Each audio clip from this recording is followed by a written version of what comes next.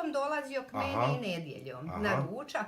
I onda u ponedjeljak malo na sajam. Onda imao je tu i te prijatelje koji smo uvijek davali te, joj, bokcu za obuć, za ovo, za sve. A eto, I onda ste ga išli tražiti?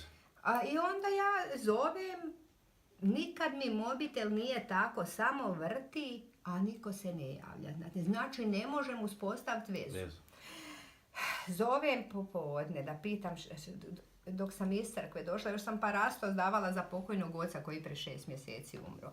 I dođem, zovem, nema ga. Rekao, možda je kod Jehovaca jer sjedim je bio dobar pa je tam išao njem nešto pomagat, pa zno i na ručku ostat. Zovem ja navečer, ništa. Tu noć ja ne možem ni spavat, nema sna, ujutro odmah zovem sestru.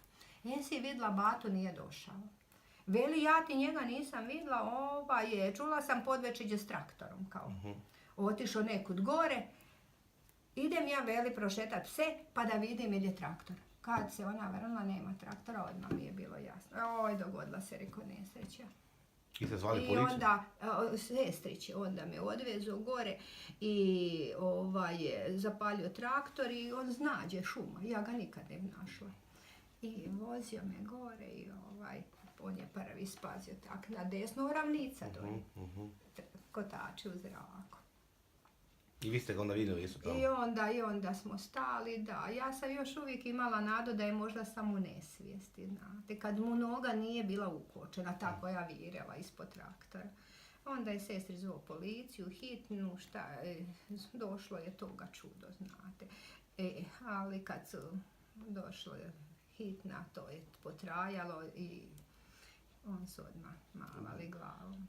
Da, ništa. Gotovo je, da. I onda su dozvolili tek da se digne traktor, kad su digli. Hematom na glavi sam, valjda je od tog udarca se onesvijestio. I od tog pritiska tako mi je doktorca rekla, tako je vršila obdukciju. Mama, on je momentalno umro, nije imao veli zraka. I nije imao, bar nije patio. Ako je tako.